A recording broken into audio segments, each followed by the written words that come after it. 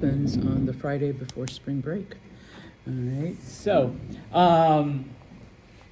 we will continue where we left off Monday. I apologize for Wednesday. Hopefully y'all got the email or the notice, so you didn't show up, or if you did, oh well, I'm sorry. Could not be helped. Okay, this was an unexpected one. So we talked about, so far in this chapter, remember, the axial age is a time when we see the rise of new ideas, new philosophies, changes in the established empires. So, for example, in China, we see the rise of Confucianism, Taoism, and legalism as philosophies. In addition, misspelled military. In addition, we see military innovations, specifically the invention of the crossbow by the Chinese and the implementation of a draft. And of course, as far as agriculture goes, the Chinese are the first to implement the idea of crop rotation and using animals to do the bulk of the work by attaching iron tools to them, okay? On Monday, we talked about India and the two philosophies that rise up there during this time, during these 1,000 years, Jainism and Buddhism, which share a certain something in common, but they take different paths. The purpose, of course, is to become one with the universe or achieve eternal happiness. It's the Buddhists that name it nirvana. Okay. In addition, remember that during this time, number one, we see the formation of sub-levels within the varnas, within the social castes. All right, so now you have a lot more hoops to jump through in your life after death journey. And of course, during this time, we also see the formation of a new varna, a new social class, which conveniently is at the very bottom, okay, the street cleaners. And of course, it is in India where we first begin to see, we'll talk about it more right now with the ancient Greeks, but it's in India that we first begin to see the concept of an oligarchy, or in a sense, a type of government where it's not a king. Okay, in this case, we have some of the states in India that are ruled by a council or a group of people.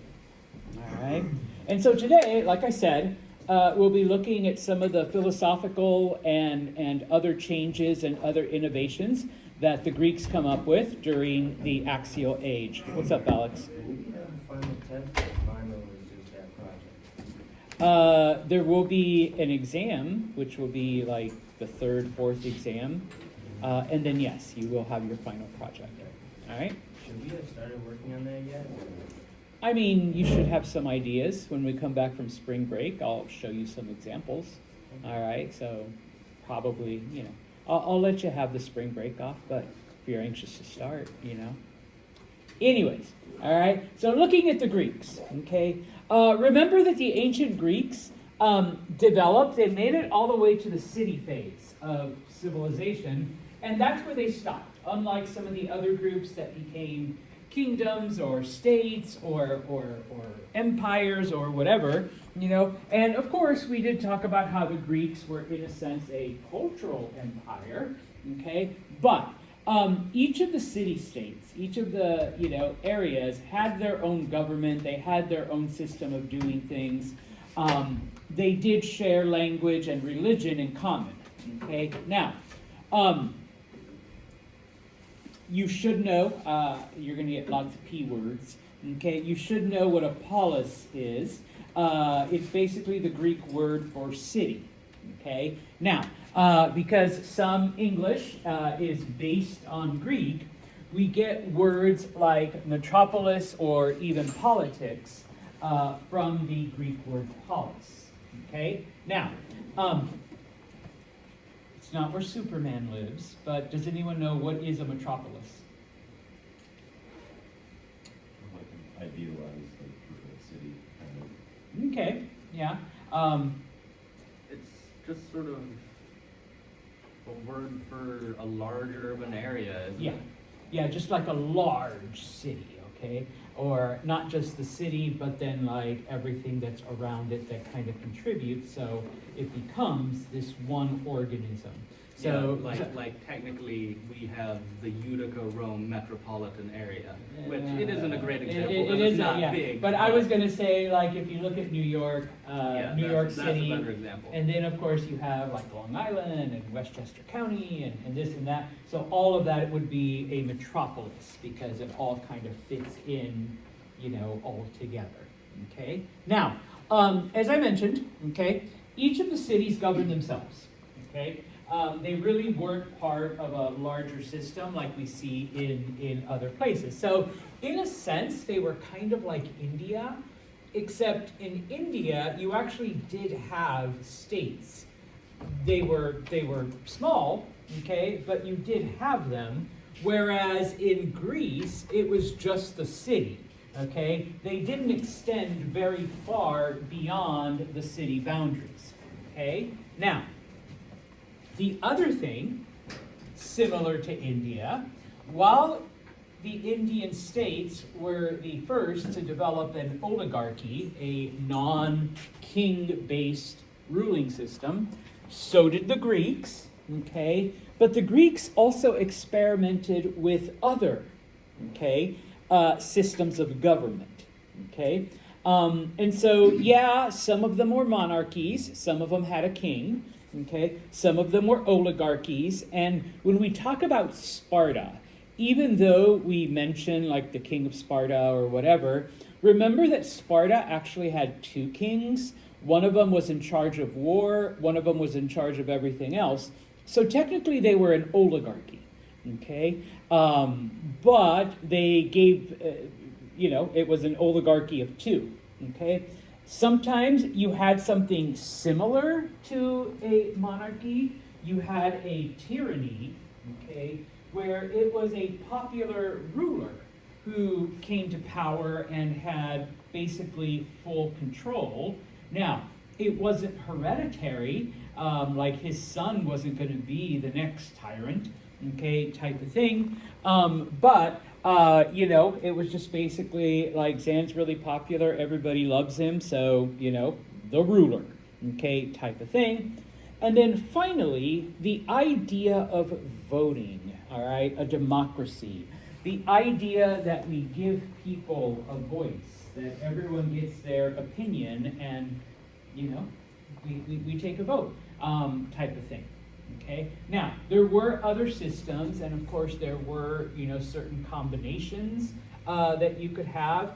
And when it came to oligarchies, Sparta, it was an oligarchy of two. Okay. Others, 5, 10, 50, a council of 500. Okay. So there were changes in that regard. Okay. Now, when it came to people, all right, obviously. It was a microcosm of some of the larger states, okay? There was, upper class, middle class, lower class, there were slaves, there was, religion, there were, academics, there was all kinds of stuff, okay? Now, when it came to a smaller unit, okay, obviously, it was the family, all right, where men ruled and had certain responsibilities and certain rights, okay? And the city was basically seen as an extension of the family, okay? Because we're all Corinthians. We all live in the city of Corinth, okay? So we're one big, happy Corinthian family type of thing, okay? Now, all of the things that we will talk about, once again, I apologize, ladies, okay, because it did not apply to women, all right? Your job was cook, clean, make babies, okay, and do what, not just your husband, but what the men in your life said. The exception was Sparta, okay? And we'll talk about why Sparta was the exception to this, okay? Now, when we talk about Greece, okay, we typically do talk about, okay, and we mean the Greek homeland, the Greek mainland, which is this area right here, okay? And yeah, that's where the bulk of the city-states existed. So you had Sparta and Olympia and Argos and Corinth, okay, and Delphi. Of course, you know, you extended Greek culture into other areas, all right? And as we've already mentioned, the Greeks, because they were, you know, surrounded by water, many of them set out and sailed, and many of the islands in the Aegean and Crete and whatnot were filled with Greeks. Eventually, we do see Greek colonies along, you know, the coasts of Anatolia, modern-day Turkey. That area was known as Ionia, and as we already looked at in the last chapter, when the Persians get there, there's Greek colonies there. They try to take them over. The Greeks aren't favorable to that, you know, so they call their cousins on the mainland, etc. Okay? So the Greek city-states were spread out through this entire region. Okay? Now, there were over 150 of them. But unless you take a very specialized class, okay, we typically only look at two. We look at Sparta and we look at Athens. Okay? And I've explained it before, but I'm going to repeat myself. Okay? The reason why we do this is because Athens and Sparta, number one, they were just like enemies. They hated each other. Okay? So it's always kind of good to look at these. Okay? Number two, they were basically opposites as far as government and lifestyle and culturally and like all of this other stuff. Okay? They were complete and total opposites in that regard. Okay? When it came to getting things done, all right, it was typically one of these cities that took the lead. So even amongst the other Greek cities, they were like the dominating force. And you either allied yourself with Sparta or you allied yourself with Athens. Okay? The other 150 city-states fell somewhere in between them. Okay, as far as society and culture and government and whatever. Now, I'm sure there were some that were pretty close to Sparta and some that were pretty close to Athens, okay? And then most of them, though, were somewhere in the middle, all right? So, let's look at Sparta first, okay? Sparta was a military society. They thrived on military culture, okay? They avoided any kind of, I don't know, fluff or extras, okay? If it didn't prepare you, men, okay, to become soldiers, it was pointless, okay? There's really no reason to do it, all right? Now, so it was a military society all the way through, okay? And so because of this, everything was rigid, everything was organized, everything was already pre-planned and preset as far as life went, okay?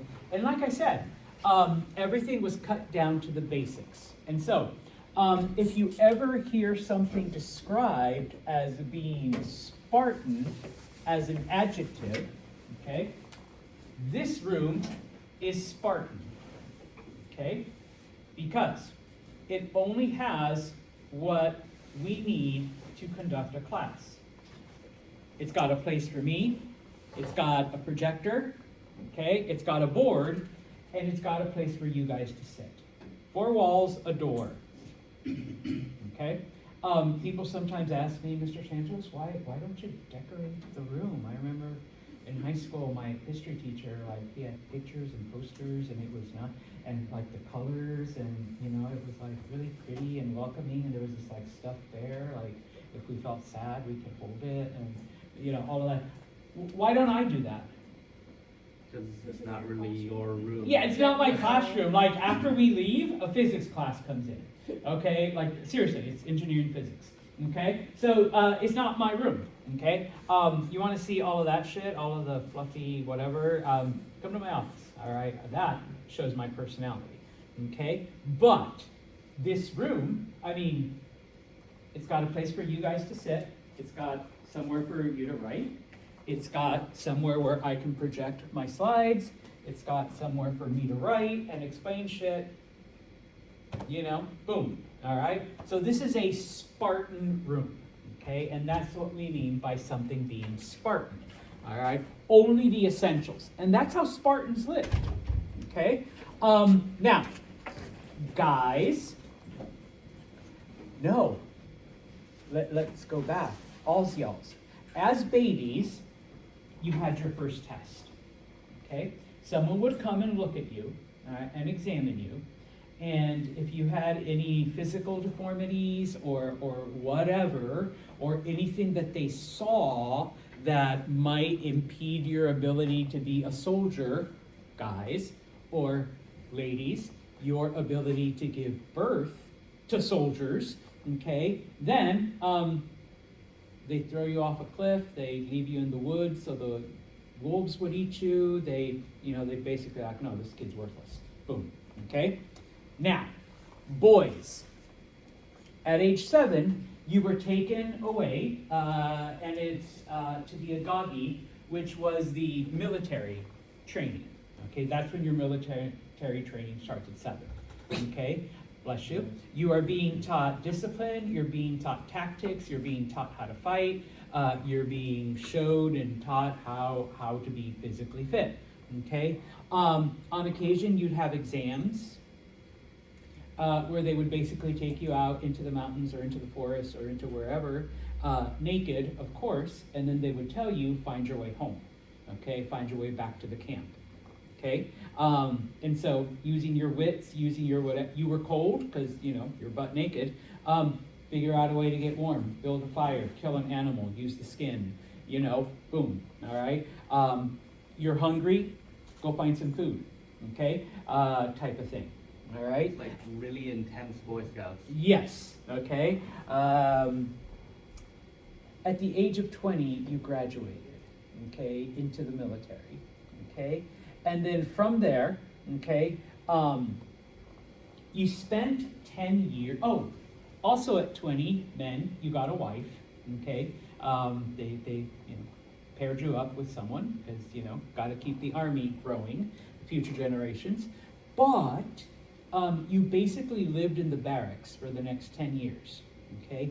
At the age of 30, you were allowed to go back and live with your wife and, raise your family, but you were still a member of the army, okay? So whenever there was a conflict, you grab your sword, grab your shield, grab your armor, and off you go, okay? And basically, you were called up until the age of 60. Once you were 60, then you finally got to, although most either died before then or they'd be like, fuck this shit, I'm 65, but I can still kick your ass. So grab your sword, grab your shield, go out there, okay? And that was your life. That was like what you did, okay? That was all of Sparta, okay? Now, as I said before, Spartan women were the exception to the whole cook, clean, make babies, because, you still did that, all right?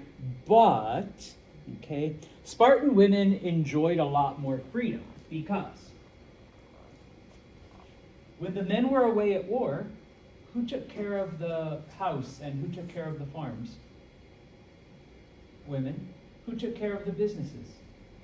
Women. Who took care of, all the other stuff that typically the men, it was the women. It was the wives, it was the daughters, it was the sisters who would do all of those things. And so Spartan women, unlike in other cultures, were allowed to go out in public on their own. They were allowed to dress however they wanted to dress because You know, Ivy could be going out into the fields to take care of her dad's farm and then take care of her brother's farm while they were out with the army. Okay, you know, Paola could you know, talk to whomever she wanted. She didn't need male supervision because she had to conduct business. All right, like, yeah, I'm taking care of my husband's business, so you know, I got to talk to this, you know, Phoenician that just showed up and wants to buy, you know, Greek olives, and so I'm the one that has to, you know, do the negotiation. So it's not like I can have a chaperone with me, you know, type of thing, to be able to conduct. But yeah, sorry, my husband's off at war, but you're talking to me now. All right, and so like all of this stuff.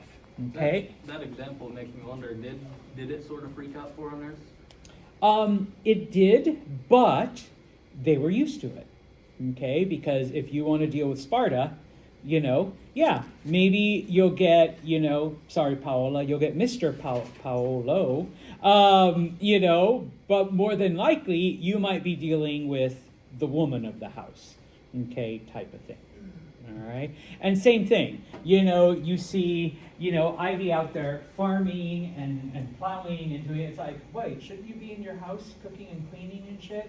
You're like, who's going to take care of my dad's farm and who's going to take care of my brother's farm if it's not me? Okay, like type of thing. So yeah, okay, foreigners would see it, they'd be like, why is there a woman working out on the farm? And it's like, oh, okay, like all the men are gone, type of thing. Okay, and whereas in other cultures, like women had to cover up and like have chaperones, like I said, in Sparta you didn't, because there were no men around to, like, you know, assault you or, you know, ogle you or whatever.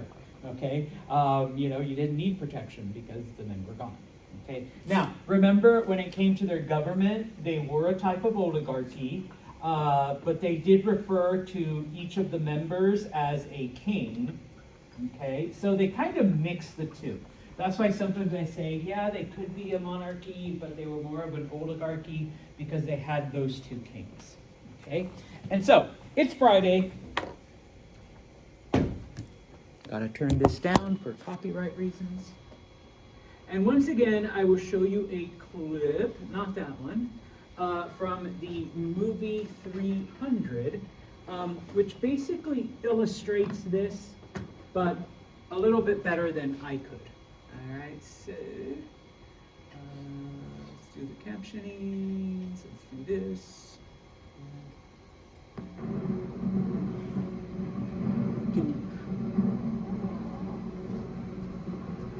When the boy was born, like all Spartans, he was inspected. If he'd been small or puny, or sickly or misshapen, he would have been discarded.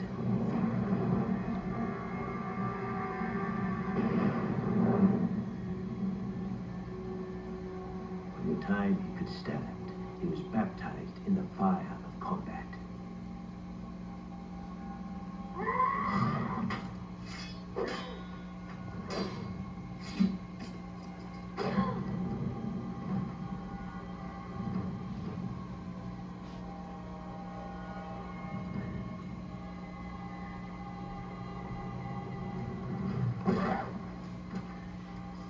Taught never to retreat, never to surrender.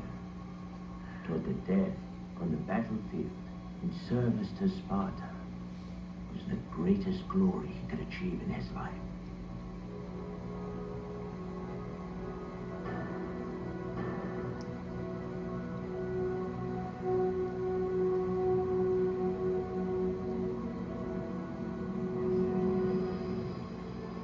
At age 7, as is customary in Sparta, the boy was taken from his mother and plunged into a world of violence. Manufactured by 300 years of Spartan warrior society to create the finest soldiers the world has ever known. The Bilgi, as it's called, forces the boy to fight, starves them, forces them to steal, and if necessary, to kill. By rod and lash, the boy was punished. Taught to show no pain, no mercy. Constantly tested, tossed into the wild, It's left to pit his wits and will against nature's fury. It was his initiation, his time in the wild. For he would return to his people as Spartan, were not an all.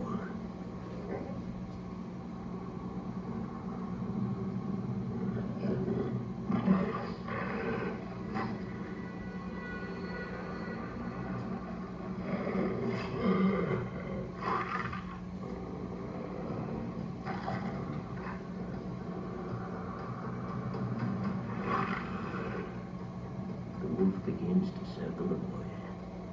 Claws of black steel, fur as dark as night, eyes glowing red, jewels from the pit of hell itself.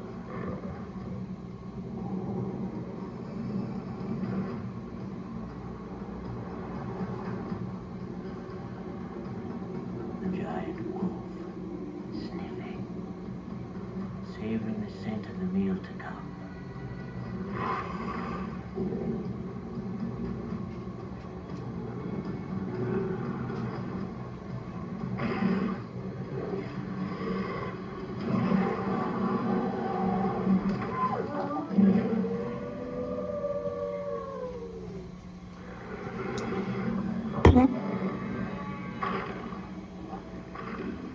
Nope. All right, so yeah, the Agagi encouraged violence and fighting, and yes, a lot of boys lost their lives, but the idea was, if you couldn't even survive it here, I mean, you know, you would have never survived as a soldier, so might as well die here now than later on the battlefield, or, you know, somehow fail your fellow soldiers, okay?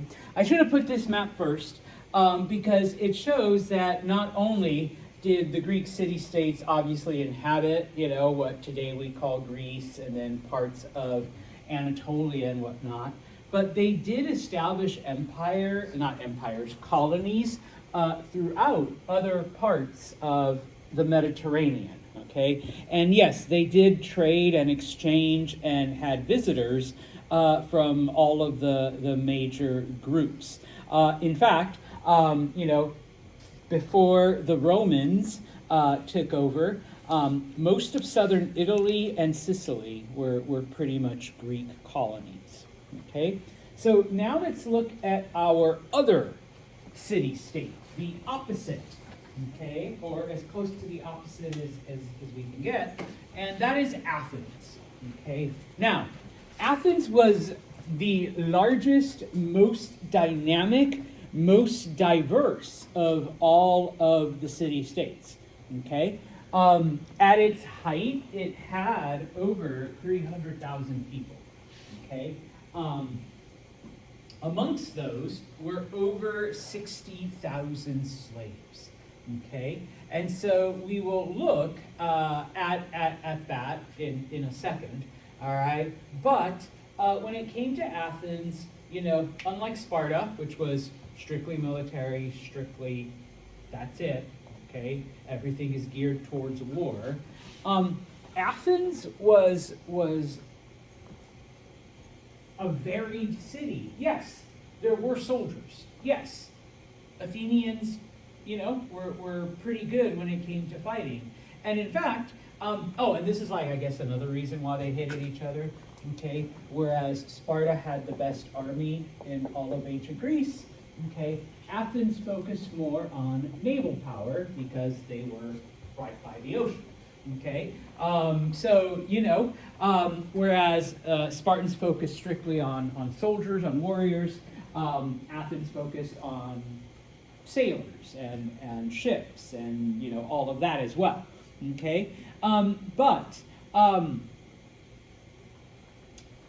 When you think of things like plays and drama and literature and mythology and you know, philosophy and art and sculpture, all of those things that we think of when we think of the golden age of Greece, that all came out of Athens, okay? And so, you know, showing that Yeah, you could still have a strong army, or at least a decent army. Maybe not as good as the Spartans, but you could still have a decent army. You could have a pretty powerful navy, but you can also have the other things, okay?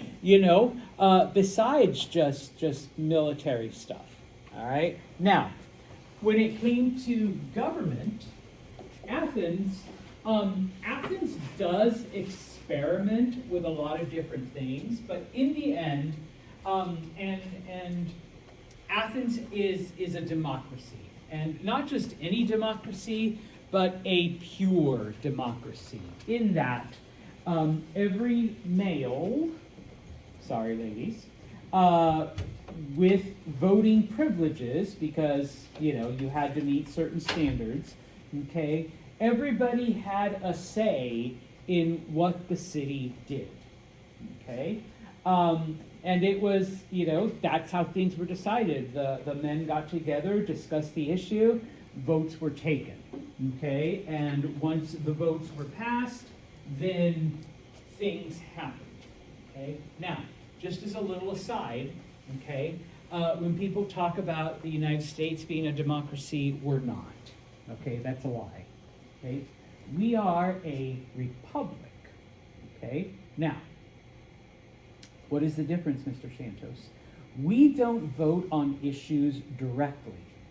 We vote for representatives to go and vote on issues, okay? So there is still an element of voting, there still is an element of democracy, but we pick someone to go and make the big decision for us, okay? Now, of course, if our representative doesn't quite do what we want them to, then we are able then to vote for someone else and have them do the thing, okay? Where you do see instances of pure democracy in the US are like in really small towns and small villages where you can get a group together and be like, okay, what do we do about the road? What do we do about, whatever, okay? But even then, once you start getting larger groups, it becomes harder, okay? Well, in Athens, and there were levels to the voting, to the process. They did function as close to a pure democracy as you're going to get, okay? Now, as I mentioned, and we'll get into all of the stuff that Athens does, typically the cities fought each other, and like 99% of the time, it was Athens versus Sparta, Sparta versus Athens, okay? And the cities, or at least the other cities, would ally themselves with one or the other, depending on what the war was about, okay? And the only time that all of the city-states united to fight or for a purpose was against the Persians, when the Persians invaded, okay? Now, I put up here probably the most famous of these wars were known as the Peloponnesian Wars between Athens and Sparta. This was after the Persian conflict. Athens and Sparta basically go back to their old rivalries. And of course, it basically weakens the Greek city-states so that eventually some guy named Philip conquers them. And then after he dies, his son Alexander takes over. Okay, and he becomes known to history as Alexander the Great.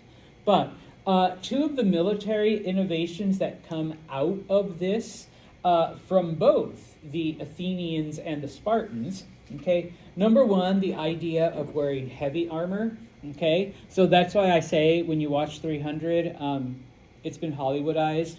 I know we didn't see that part this time, but, it shows, the men basically fighting in just little loincloths, and they're out there like showing their muscles and all. No, they were wearing layers and layers of armor, okay, big time stuff, okay. The other thing we get from the Greeks is a military formation known as the phalanx, okay, which completely revolutionizes combat. And so I just want to show you a really quick thing about that. And I know if you don't care about military stuff, too bad. All right, I kind of think it's cool. All right, and if I could teach like a military history thing, trust me, I would. All right, so let's do, wait, are they on? Yes, they are on. Okay. So, let me plug this back in. And this just shows you what the phalanx was, much better than I could ever describe it. Without bringing props, which I can't. The phalanx was the main military formation used by the Greek or Hellenic armies, having been created around 700 BC. It was regarded as a form of heavy infantry, and its soldiers were known as hoplites. As a rule of thumb, the soldier was equipped with a 2.5-meter spear, a large round shield, a short sword, a helmet, chest armor, and greaves. This whole set of equipment would weigh around 35 kilograms. So there's your and heavy armor. The armor was only dressed shortly before battle. In a phalanx, the hoplites remained in a tight formation, basically shoulder to shoulder with their brothers in arms. This was something important for the phalanx's defense, since the shields of a soldier, besides protecting him, covered the right flank of the soldier next to him. Left-handed men were not allowed in a phalanx because of that. To keep the formation unified, a flautist dictated the rhythm of the march. The spear was the phalanx's main weapon, which had an iron spike and a metal latch on the other end. This latch allowed the spear to be stuck in the ground in case of a cavalry attack, and also to keep the weapon properly balanced. In some cases, it could also be used as a bruising weapon, particularly in the case where the spear was broken. The phalanx's wall of spears virtually hampered any form of frontal attack conducted by another infantry division that was not a phalanx as well. This is because they could not hit their opponents without first being stabbed by a spear, and, due to their large shields and heavy armor, attacks with items such as arrows, darts, and stones were barely efficient. When in formation, the first two rows of soldiers pointed their spears forward, while the two rows in back tilted their spears at 45 degrees, hence preventing the possibility of having someone trying to launch an attack over the first line of spears. In turn, the soldiers at the back replaced the fallen colleagues, and also pushed their colleagues in front, strengthening the formation. Even though the phalanx was virtually impenetrable in terms of front attacks, since, by being quite a solid body, the phalanx had very little mobility and maneuverability. So, generally, the phalanx had its flanks protected by cavalry or light or minor troops. The only military formation capable of constituting a proper threat to a phalanx was another phalanx. When two units of this kind clashed with each other, usually what decided the battle was the expertise and experience of the hoplites on each side and the number of soldiers in the rear. The powerful Greek phalanx ruled the battlefields in ancient times. Its reign lasted for several centuries until the appearance of the Roman legion, which, due to its mobility and employment of brand new tactics, gradually turned the Greek phalanxes into something obsolete. All right, so that is the military contribution of not just the Spartans, but the Greeks in general. Okay? Now, some of the things that were common to all the city-states, Athens, Sparta, and their allies. Okay? Number one, open trading markets. Okay? When it came to trade, everyone was welcome. Okay, so if you were a Spartan and you know, when you weren't a soldier, you were a businessman, you were a trader, then you were welcome in Athens as long as you were there to buy and sell, all right, and vice versa, okay. And then, of course, you had foreigners that would come and do whatever, okay. Now, one of the things that the Greeks institute that all of the city-states came to agree on was that, okay, we can't have that, you know, in Sparta they have one money system, and then Athens has another money system, and then Corinth has another money system, and then Delphi has another money system. And so all of the city-states came together and basically said, okay, here are the things that we're going to use for money. Mainly gold and silver, okay? And we're going to, oh, damn, I didn't bring any change. We're going to make them into these little circle things with, you know, fun little pictures on it, okay? And, of course, we're also going to use certain other metals because they used bronze, they used copper for coins of lesser value. Okay, and they all agreed. Okay, that they all had the same value. Okay, type of thing, and so this made the markets work. All right, because otherwise you're haggling not only over price, but it's like, hey, I have 3 gold coins and I'm trying to trade with this other city-state, and they're like, well, yeah, we don't use gold, we only use silver, so too bad. Okay, or to us, 3 gold coins is worth 5 chickens, and I'm like, no, I can totally get 10 chickens if I went to Delphi. Like, what the hell are you talking about? Okay, so they all came under that agreement. Okay, now, some of the city-states formed other city-states because as you saw, I promise I'll come back, as you saw on the map, okay, the Greeks themselves spread out and formed other cities. And so in the same way that the Phoenicians formed Carthage, probably the most famous example, the city of Corinth, which was on the Greek mainland, founded the city of Syracuse, which was in Sicily. Not that one, okay, the real one, all right? And yeah, eventually the Romans conquered it and it becomes Italian and all of that, but it started off as a Greek colony and a Greek city-state, okay? Now, not everything is good, unfortunately, okay? We've had slavery, okay, for most of humanity's history, okay? It is the Greeks, though, that come up with the concept of what we call chattel slavery, and this is the type of slavery that I guess is slowly inching towards what we recognize today, in that it isn't just, hey, my city fought your city, you lost, now you have to serve me, or, Ivy got into debt, and so in order to pay it off, become someone's slave, okay? In this case, it's basically like we're kidnapping people, all right? And we are selling them for the sole purpose of doing the stuff that nobody else wants to do, okay? We refer to that as either chattel slavery or commercial slavery.